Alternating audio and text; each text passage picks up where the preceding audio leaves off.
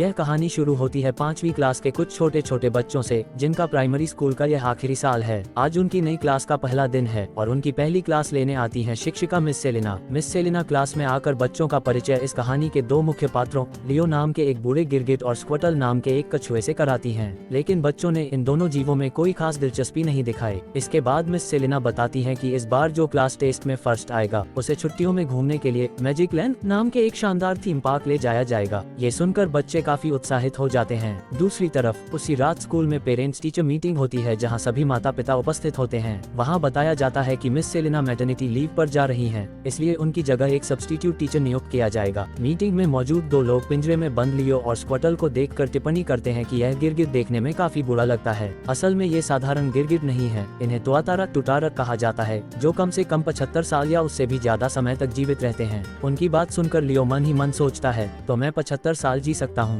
इसके तुरंत बाद वह हिसाब लगाने बैठता है कि उसका जन्म किस साल हुआ था। लियो को याद आता है कि वह 1949 में यहाँ आया था, लेकिन 1949 से 2023 तक उसकी उम्र कितनी हुई, ये वह हिसाब नहीं लगा पा रहा था। तब स्क्वटल उससे कहता है, ये तो जोड़कर निकालना पड़ेगा, जो क्लास 2 में सिखाया जाता है। मुझे तो सिर्फ भाग डिवीजन करना आता है, जोड़ना नहीं आता। लियो कहता है, तो फिर क्लास 2 के जानवरों से जाकर बात करनी होगी। लेकिन स्क्वटल बताता है कि ऐसा सिर्फ फायर अलार्म बजने पर ही मुमकिन है। योजना के मुताबिक लियो अपनी लंबी जीप से फायर अलार्म बजा देता है। अलार्म बजते ही सभी जानवरों को एक जगह इकट्ठा किया जाता है। वहाँ क्लास 2 के एक खरगोश से हिसाब करवाकर लियो को पता चलता है कि उसकी उम्र पहले ही 74 साल हो चुकी है। ये सुनकर लियो का मन बहुत उदास हो जाता है, क्योंकि उसके हिसाब से अब वह सिर्फ 1 साल और जी पाएगा। नाखूनों से खरोंच कर निशान बनाते हुए वह अपने अधूरे सपनों के बारे में सोचने लगता है। इतने साल बीत गए, लेकिन उसने कभी बाहर की आजाद दुनिया देखी ही नहीं। ठीक तभी क्लास में एंट्री होती है नई सब्स्टिट्यूट टीचर मिस मिल्किन की, जो बहुत ही सख्त स्वभाव की शिक्षिका थी। वह आकर नियम बना देती हैं कि हर दिन एक छात्र को पिंजरे में से किसी एक पालतू जानवर को घर ले जाना होगा और ध्यान रखकर अगले दिन स्कूल वापस लाना होगा।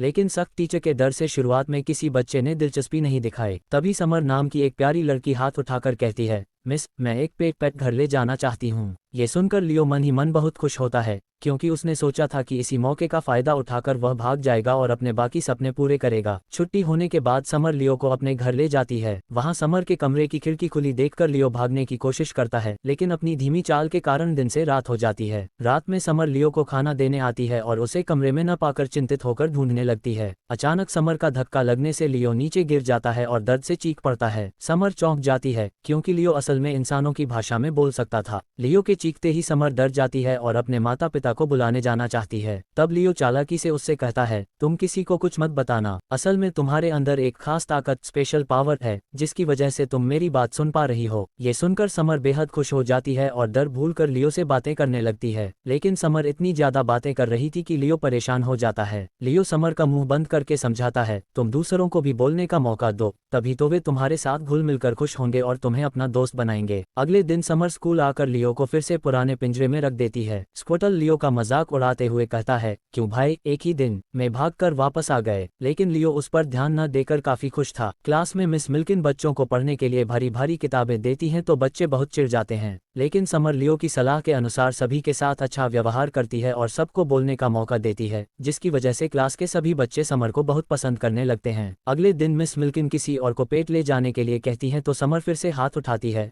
लेकिन मिस मिल्किन दूसरे बच्चे को मौका देती हैं। इस बार जो लड़का लियो को ले जाता है, उसके पास हमेशा एक ड्रोन रहता था।